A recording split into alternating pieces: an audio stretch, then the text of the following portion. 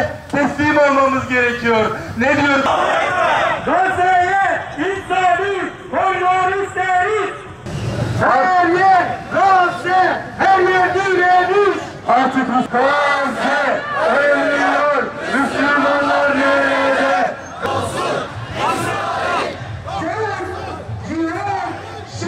Bu derin sessizlik, bu sessizlik ne zaman bitecek?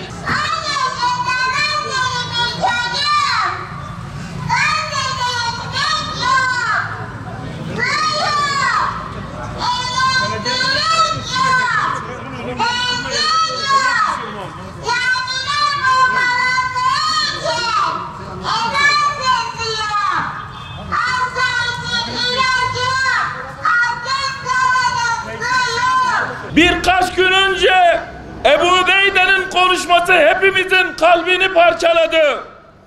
Ey İslam dünyasının liderleri, partileri ve alimleri, siz bizim kıyamet günü hasımlarımızsınız. Sizlerden her yetim, her dul, her yerinden edilmiş, her yaralı, her aç ve mazlum davacı olacaktır. On binlerce masumun dökülen kanı omuzlarınıza ağır bir vebal yüklemiştir. Çünkü onların imdadına yetişmediniz. Evet, bu suçlar canlı yayında hepimizin gözü önünde işlendi. İlk günlerde etkilendik. Gün geçtikçe daha az tepki verdik. İlk hastane bombalandığında İsrail'e çok kızdık. Ama sonra bütün hastaneleri vurdu. Vurulmamış tek bir hastane bırakmadı. 21 ay önce Ebu Ubeyde yine seslenmiş ve demişti ki, savaşı ekranlardan izleyenler, İslam dünyasına savaşın kalbinden sesleniyoruz. Ordularınızı ve tanklarınızı Allah korusun harekete geçirmenizi beklemiyoruz. Kutsal mescitlerimiz için de gelmenizi beklemiyoruz. Peygamber Efendimiz sallallahu aleyhi ve selleme lanet edildiği için de öfkelenmeyin. Onun kalbinde miraca, semaya giden bu yol için de gelmeyin. Bunları savunmanızı istemiyoruz. Hepsini biz üstlendik.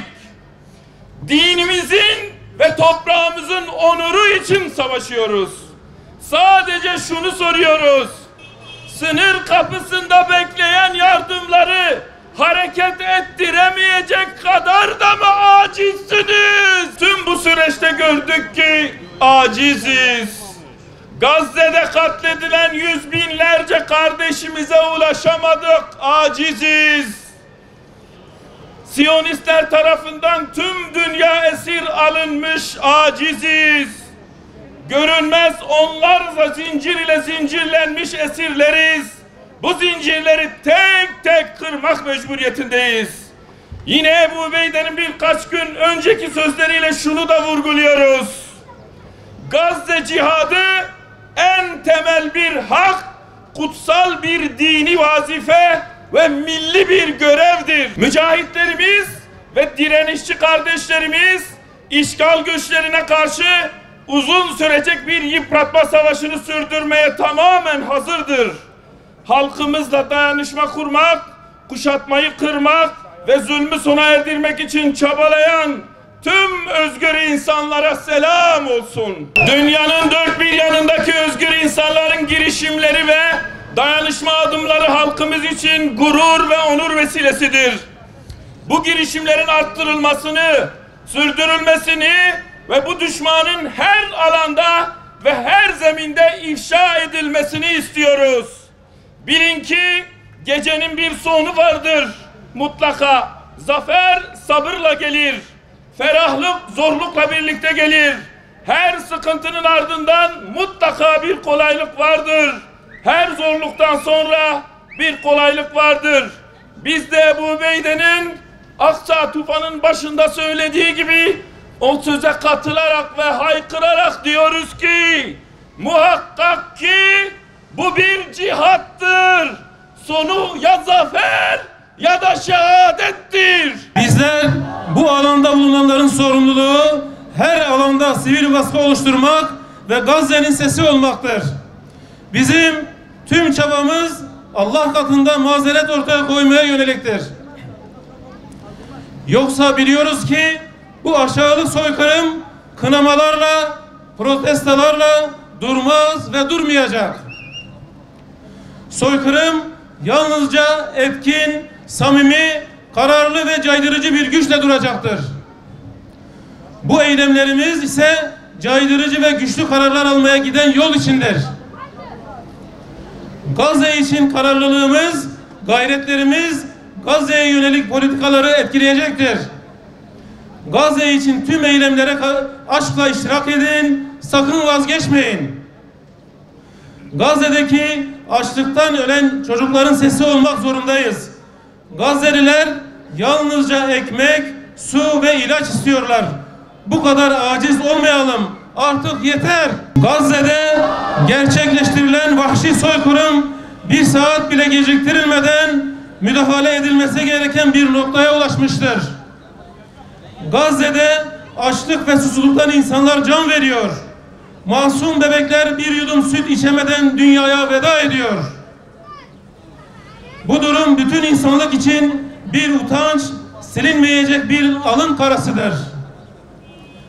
Bu utançtan kurtulmak için harekete geçmek herkesten önce bizim sorumluluğumuzdadır.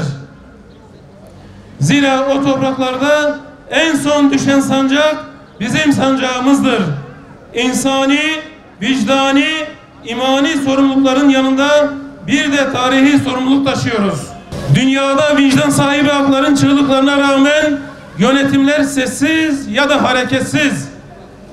Bu vicdan haykırışına sözlü olarak eşlik eden yöneticilerimizin bunun ötesine geçmesi gerekiyor. Zira sözün, kınamanın, lanetmenin hiçbir anlam ifade etmediği 2 yıllık süreçte anlaşılmış olmalıdır. Filistin topraklarında asırlarca huzur ve adaleti temin etmiş olan şerefli bir milletin evlatları olarak harekete geçmeliyiz. Açlıktan, susuzluktan can veren kardeşlerimize bir yudum su, bir lokma ekmek ulaştıramayacak kadar aciz olmamalıyız. Gazze'ye gerekirse donanmamız eşliğinde insani yardım ulaştırılmalıdır. Bu bile yapılamıyorsa eğer yol verin, sivil gemilere millet olarak bizler seferber olalım. Gazze'ye yardım ulaştırmak, Gazze'deki soykırıma son vermek insani, vicdani, imani bir görev ve milletimizin onur mücadelesidir.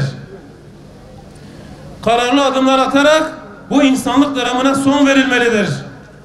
Siyonist vahşetin adım adım yayıldığını ve nihai olarak bizim ülkemizi hedef aldığını görüyor ve biliyoruz. Bu vahşete set olacak adımların iş işten geçmeden atılması gerekiyor.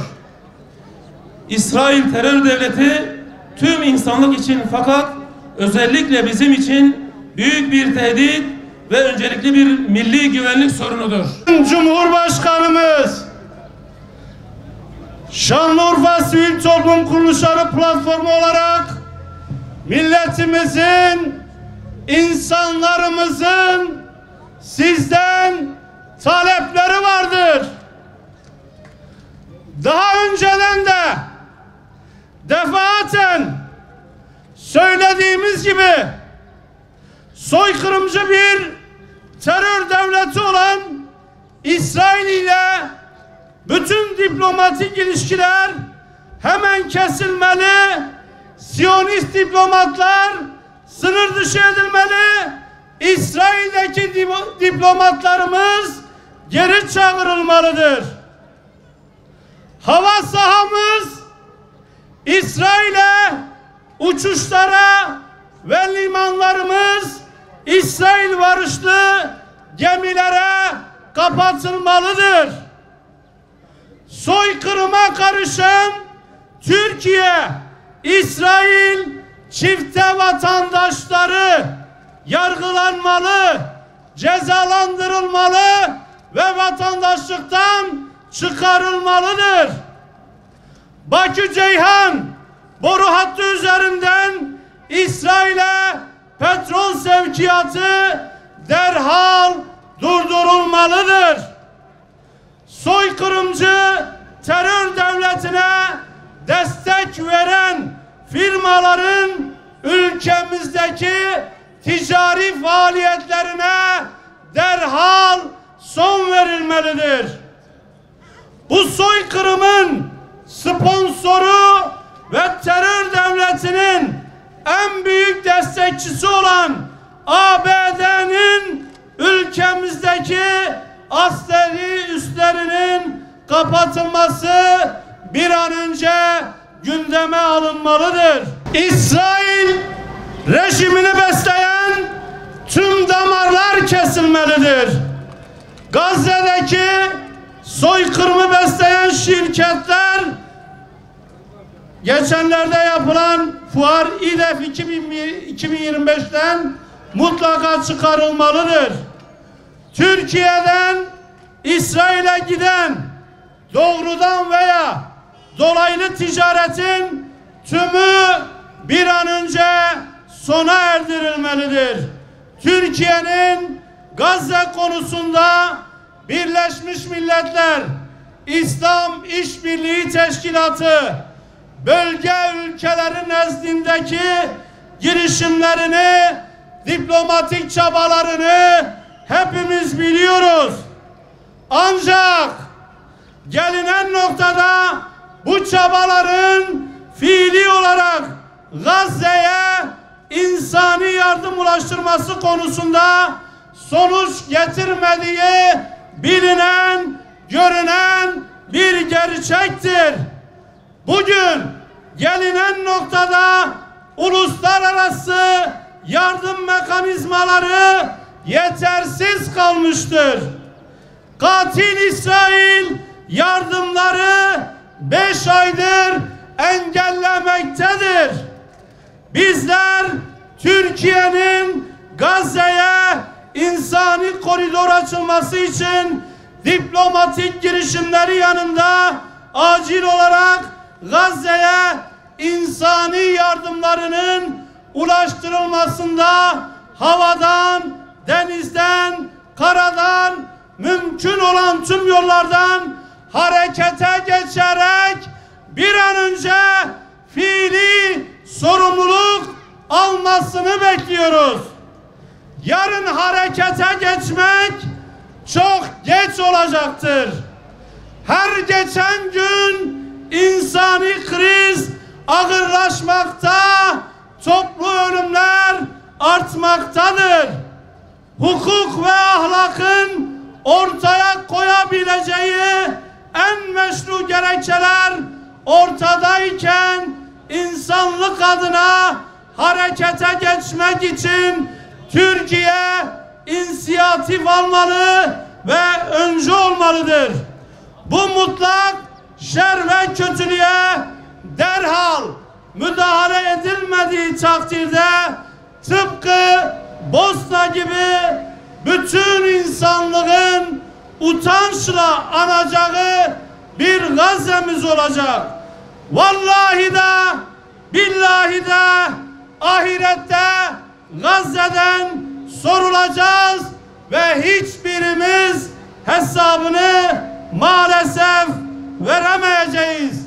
Çünkü bu vebal hepimizindir. Söz çoktan tükendi. Hemen harekete geçme vaktidir. Euzubillahimineşşeytanirracim. Bismillahirrahmanirrahim. Elhamdülillahi Rabbil alemin. Ve salatu ve selamu ala Resulina Muhammedin ve ala alihi ve sahbihi ecma'in.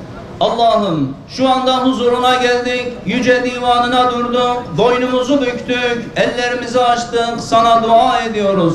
Dua ve niyazlarımızı kabul eyle. Allah'ım sen mazlumların yardımcısı, zalimlerin hasmısın. Mahzun ve masum gönülleri her türlü zulüm, bela ve musibetten muhafaza eyle.